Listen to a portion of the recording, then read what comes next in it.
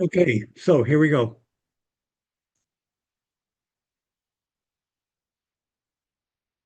So just a few words about the background to my presentation on non-interventionist objective divine action. Um, so the context of the 18th and 19th century was really Newtonian mechanics. That set the stage, of course. And in that science, metaphysical arguments, of course, are that reality is matter in motion. That's it. The motion is fully deterministic, so-called Laplacian determinism, and this ushers into the mechanistic worldview. I'll speak for Protestant Christian thought. I know very well that there are lots of other ways of approaching it, but this is my own way as a Protestant. Um, I'm going to claim that Newtonian mechanics, forced us into a forced option. On the one hand, conservatives accepted objective divine action, but recognized that it led to interventionism. That somehow God is intervening into the laws of nature. Think Hume and his notion of divine action. It led some conservatives to reject science, which is a disaster as far as I'm concerned. The liberal response was different, but probably equally problematic. Liberals supported a non-interventionist but subjective view. So there's no intervention happening, but the divine action is only a matter of personal interpretation. Here's a classic saying from Schleiermacher, 1799: "Miracle is the religious name for an ordinary event." Okay, well, the cost of both conservative and liberal positions is too high for lots of folks, including me, to pay. Do we have any other option? Into the 20th century, the same problem continued. Look at Rudolf Bultmann, one of the most important theologians for Protestants in the 20th century. I need to see the worldly events as linked by cause and effect. There remains no room for God's working. Well, of course, I personally, fill that out without even thinking about it. But that's huge. Bultmann, even for some Catholics, I've known some who say Bultmann was the most important theologian in the first half of the century. Here's a great line from Lyman Gilkey. The Bible is a book descriptive, not of the acts of God, but of Hebrew religion. It is a book of the acts Hebrews believed God might have done, in the words God might have said, had God done and said them, but of course, we realize he did not. So, you give on the one hand, you take back on the other hand. I knew Gilkey quite well, and he was very proud of this comment. I think it's a great example of the disastrous loop that we got ourselves into last century. But is there any way to get out of it? Well, at least as a Protestant Christian scientist, that's my question. So thank you, Mauro. I'll just let you read this yourself because Mauro did a wonderful job of introducing this.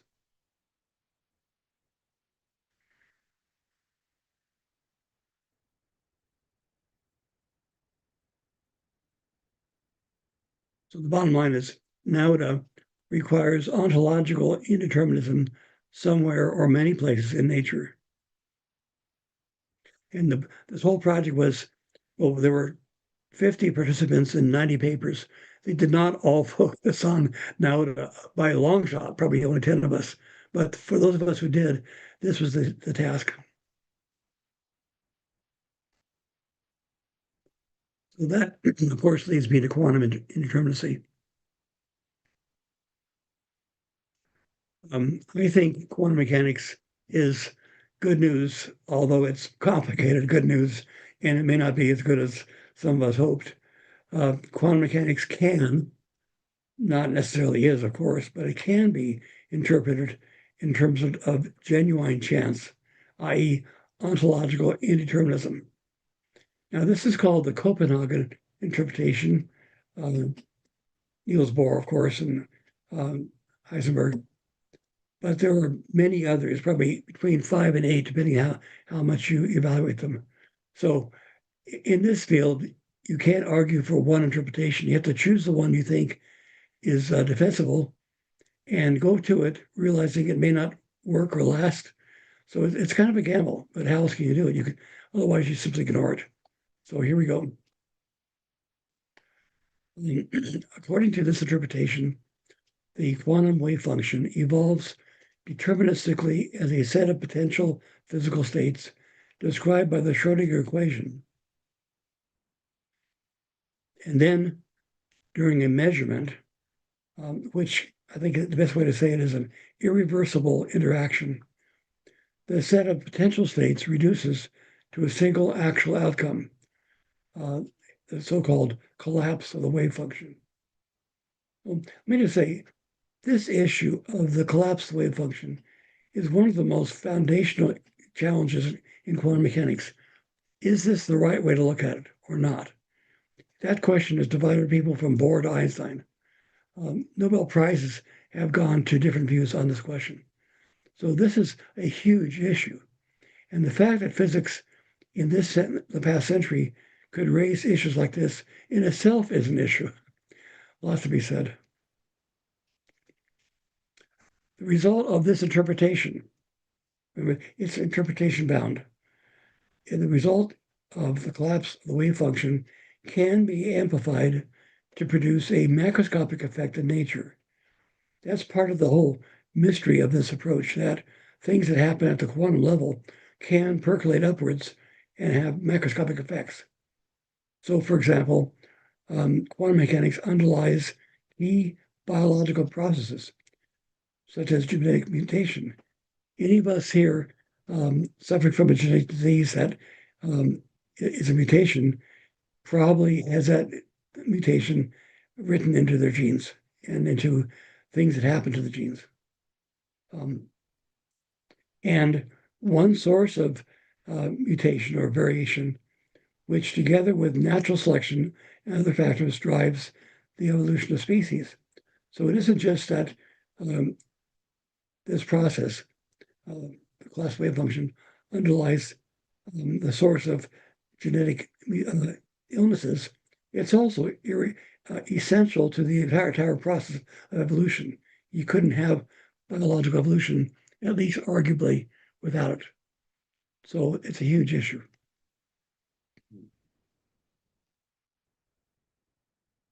Now, how do we appropriate quantum indeterminacy in theology?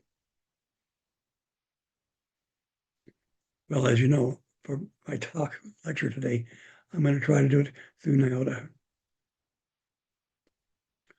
So in this point of view, God acts in the world in many ways, of course, but in one way, the one I'm focusing on, by determining quantum phenomena, which in their essence, according to the Copenhagen interpretation, the phenomena are indeterministic. God's action does not interfere or compete with the causation of creatures. We can view God as acting in particular quantum events to produce indirectly a specific event at the macroscopic level, one which we can call an event of special providence.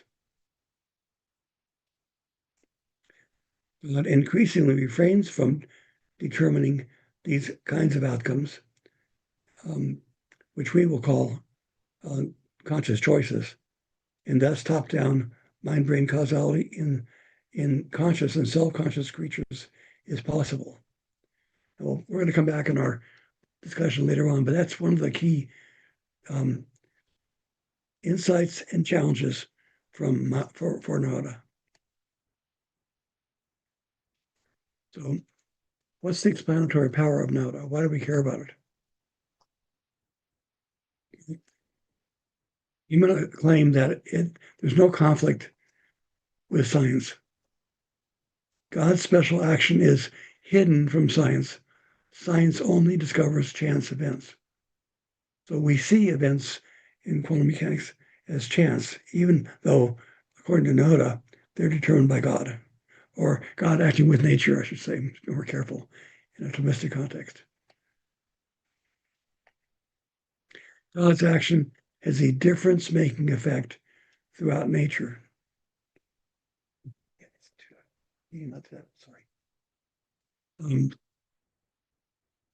For example, evolution. Now, at least for me, this is really important.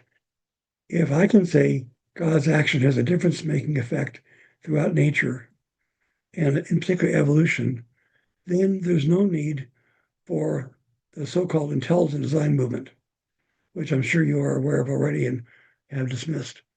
But it's one of the best arguments against intelligent design, because that's already happening through natural processes. It also challenges Dawkins and other atheistic claims to evolution, because it claims that God is in fact acting in nature, not that God's action is forbidden by Darwinism.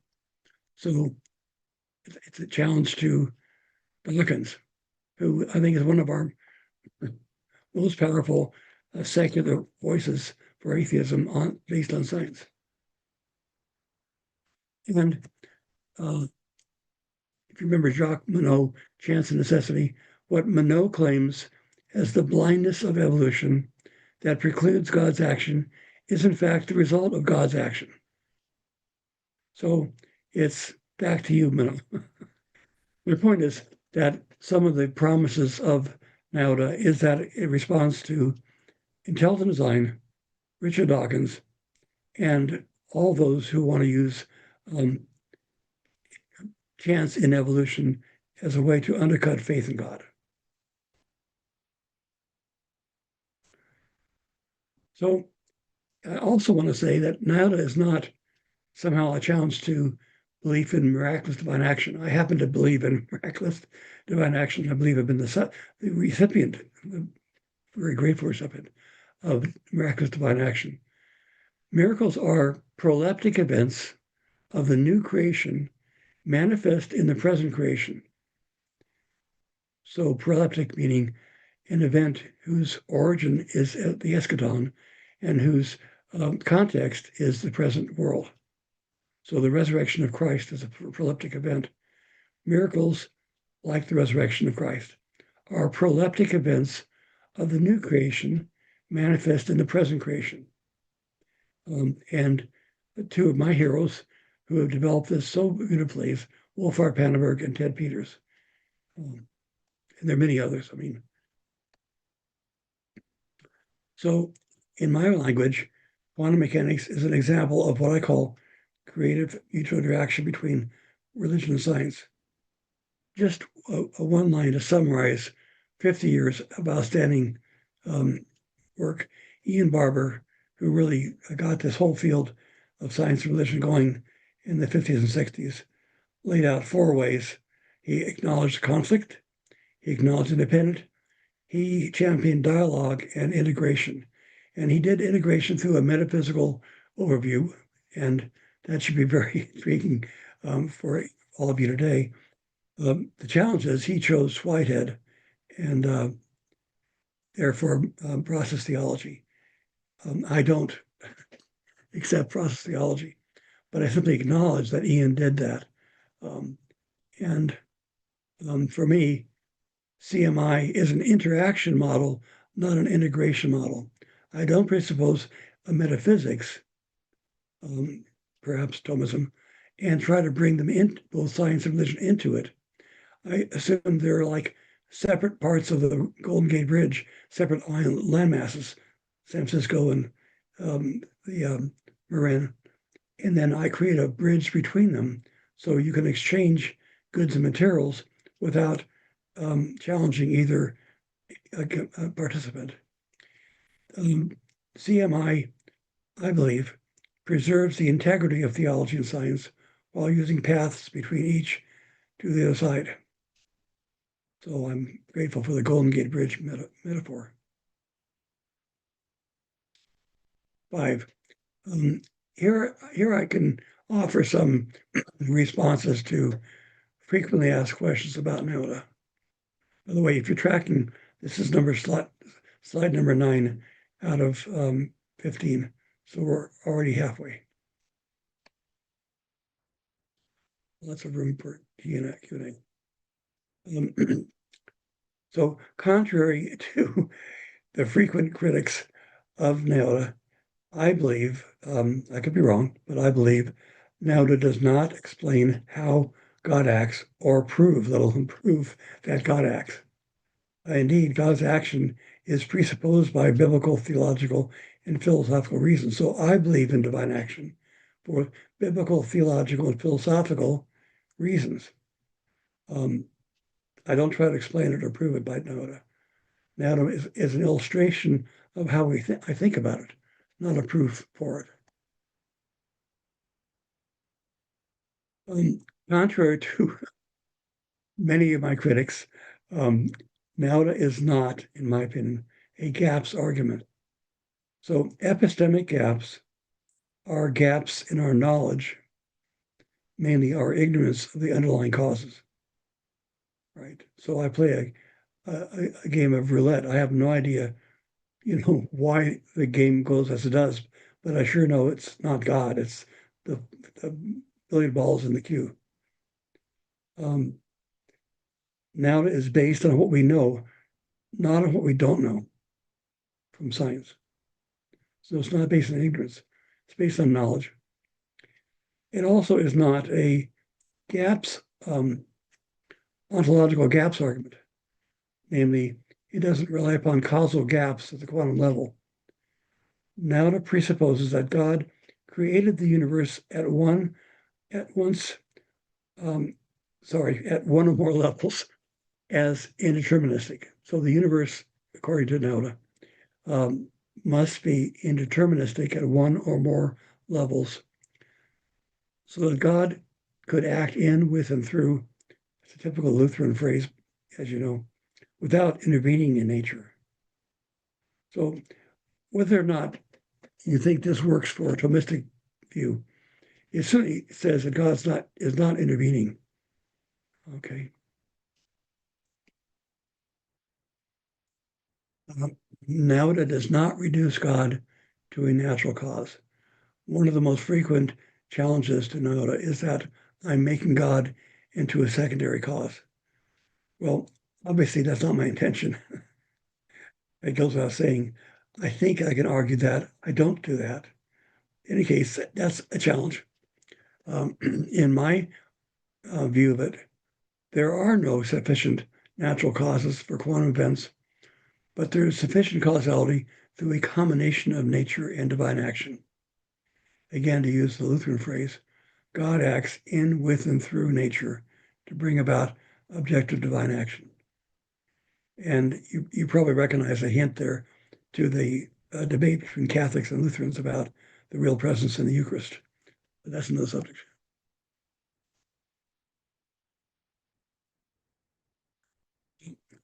To its credit, I believe, NIODA accepts contemporary science. It's not a challenge to science. It's a use of science.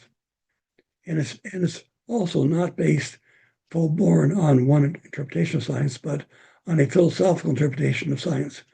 So I think it has a lot of similarity to the way that people like Michael Dodds argue from a Thomistic perspective. And I like it. Michael's work fantastically. He's been a colleague here for 30 years. NIODA does not require we change scientific theories or change scientific methods versus intelligent design. So here's another argument against intelligent design.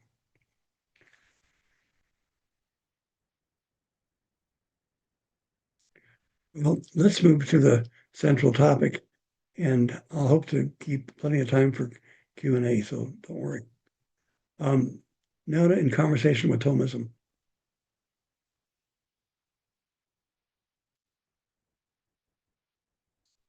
Have we found a way to introduce a new concept of divine action, namely NIODA, into the rich world of Thomism?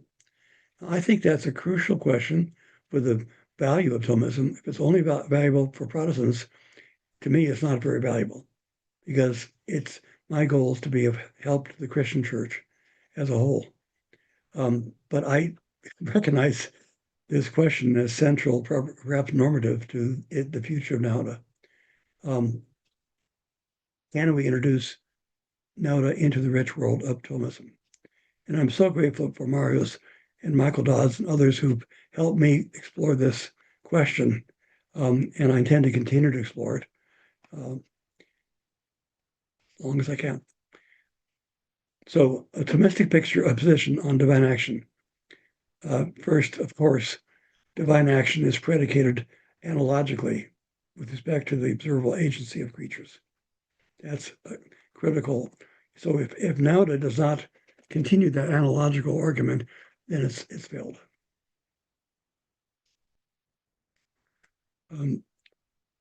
God works in nature, in and through secondary and instrumental causes, with the exception of miracles. So God acts indirectly in nature. And then from my presentation, I'm claiming that God also works through chance events. And these events, well, they can include everyday chance events, like two people meet at the grocery store without having predetermined to meet there, but they happen there by their own causal trajectories, and they recognize each other and, have a coffee. Well, that's one kind of chance event, but the chance events I'm looking at are not classical chance. That is not two trajectories which happen to cross. It's not billiard balls. It's a fundamentally different concept of chance. And I hope in the near future to really evolve this issue on that point. God also works through genuine chance events, that is, those based on quantum indeterminacy. Chance events for which the notion of causality is extremely complex. Keep in mind, Nobel Prizes were given to people who worked on this issue of quantum indeterminacy. But from this perspective, if I'm right, then chance is seen as another type of secondary or incidental cause, just a new type. So is this an extension of Thomism? Is it a disagreement with Thomism? Is it irrelevant to Thomism? Those are the kind of questions I'm working on. And I think they're outstanding questions. I would say it is a secondary cause, but it's a new type, one which Aristotle wouldn't have known, obviously. And so does it fit into the Thomistic perspective to the extent that that's Aristotelian? And of course, I recognize that there are a good number of outstanding Thomists right now throughout the world working on questions like this. And I'm integrating their thoughts into what I want to present in the future.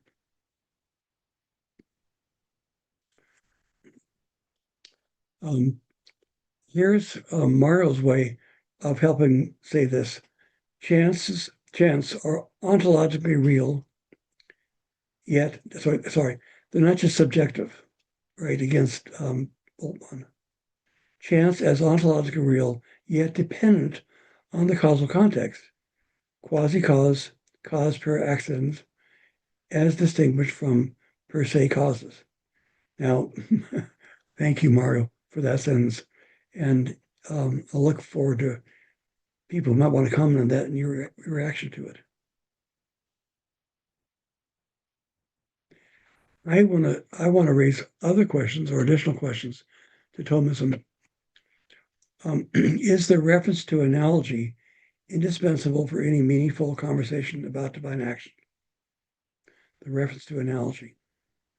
Does Thomism offer an account of how God brings about specific contingent outcomes in a world described by modern science, i.e., how does God determine one physically possible outcome rather than another when physics is underdetermined? So it isn't just epistemic ignorance. It isn't that we're not aware of the underlying physical causes. It's ontological indeterminism. There are no fully deterministic underlying causes. If that claim of physics is correct, how does Thomism account for it? I think that's, to me, one of the biggest challenges in this conversation. If multiple outcomes are equally compatible with the complete physical state of the world, and thus its laws, how does God bring about this outcome rather than that outcome? So again, the complete physical state means the wave function. The wave function describes n different possible states that the particle's in. You measure it, and then collapses to one, and one state is the one that's observed. How does that happen? Thomism. God causes the secondary causes to act as they do. Mario, beautiful response. Thank you. But my response to that is the Thomistic response appears to restate the general claim about divine action philosophically rather than explain it.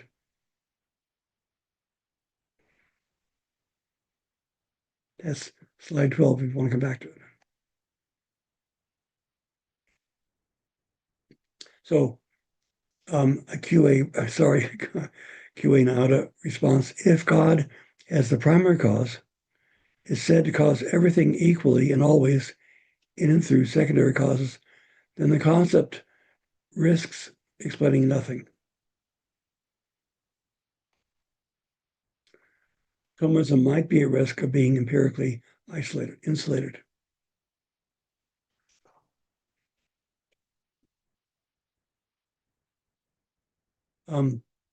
So the underlying question, is Thomistic divine action compatible with any physical description whatsoever, and thus is unfalsifiable in a problematic sense?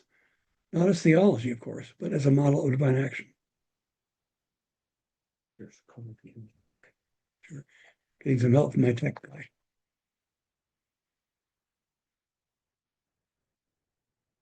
We can discuss it later. Sure. Thank you. Okay, let's continue. So another way to put it a little more sharply, although theology is not falsifiable like physics, granted, of course, still, a responsible theory of divine action should be constrained by our best scientific theories if it has any relation to them. And that's obviously Neo-Thomism's claim, which I think is great. But how does that work? If theology is not in any way falsifiable by physics, like physics, sorry.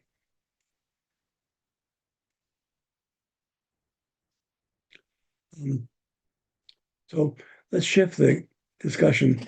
Here are responses about QA, quantum mechanics, and NIODA. The fundamental issue is quantum chance is indeterministic. Is the classical Aristotelian Thomistic notion of chance epistemic or ontological? So in what way is it indeterministic? Chance for Aristotle is an intersection of two lines of causation, a derivative feature of an otherwise teleologically ordered causal world. If we knew all initial conditions, determinism would prevail. The per se cause context explains the per accidens quasi-causality of chance. However, at least in my perspective, quantum mechanics is something completely new. It's primitive within the physical description itself, non-relational, irreducible to underlying determinism built into the laws of nature. Slide 14. I claim this requires a new theological response. So that's probably the strongest challenge I'm seeing us face in a Thomistic perspective. So further conversations with Thomism. A fundamental issue is what we mean by quantum chance as indeterminacy. Does that really make sense from a Thomistic perspective? I'm simply going to acknowledge and be grateful for what I've been reading about as I explore this topic, that key topics to a Thomistic response to this interpretation, this challenge, include references to actuality and potentiality, of course, that's basic. And, Heisenberg used that in describing quantum mechanics, and that's been picked up wonderfully by Thomists and others. The idea of substantial form and top-down causation or whole-part causation. That one's shared widely in most of the papers in the divine action, in the CTNS Vatican Observatory conference of 5 conferences. Top-down causation or whole-part causation was a major issue, widely agreed upon, widely discussed. Nevertheless, acausality and indeterminacy, as well as quantum superposition, that is, that a particle could be in n states at once, seems to remain a challenge for Thomism, at least the way I look at it. I'm sure I'm wrong, but I haven't seen how.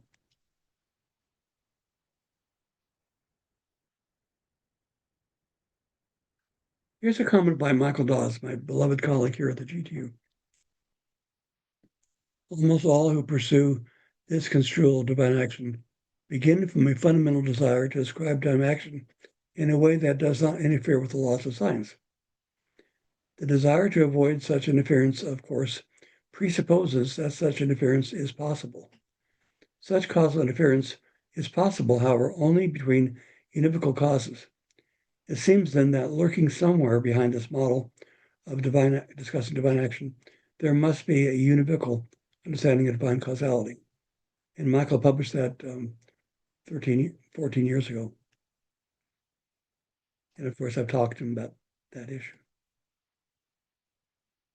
My response, to summarize, for four summers, we'd meet for 3 or 4 weeks, for a couple of days a week, and talk about this. It was a wonderful experience. I'm so grateful to him for his time. So this is a one-sentence summary of a lot of stuff. My desire to avoid such interference is because I agree that interference between primary and secondary causes is impossible. That's why I want to avoid the interference, and not because I want to make God into an interfering God.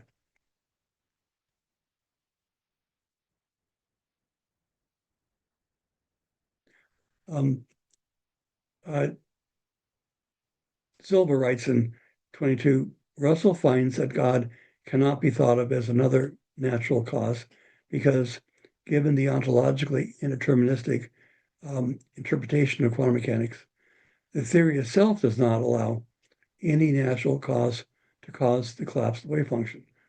I appreciate that. That's a great response. My response is that that's right. And that also supports my claim that God cannot be thought of as acting as a natural cause, because there are no natural causes to cause the collapse of the wave function. So, where some say you can't think of it as a natural cause because it violates Thomism, I'm saying it isn't a natural cause in the first place. So,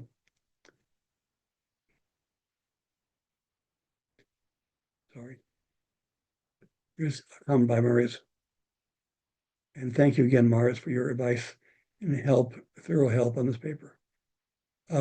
Russell's version of theistic evolution may still be in danger of univocally predicting causation of God and creatures, since he suggests that God withdraws his causal activity with the advent of consciousness and human free will. Well, yes, Mario's right. And that was part of an earlier gambit I used when I was looking at the Protestant context. And I got it from the challenge of, I mentioned earlier on, Langdon Gilkey and others. Got it from help from Nancy Murphy, philosopher. So this comment is right. Again, the context was my discussion of this problem of quantum indeterminacy in light of Protestant thought. But my response tomorrow is whether God acts or withdraws from acting in itself, in by itself, does not imply that God's causation is univocal with the causation of creatures, regardless of their having the capacity for consciousness and free will. So I'm trying to argue the opposite, that God's action whether it's act or withdrawal doesn't mean necessarily that the causation of creatures is univocal.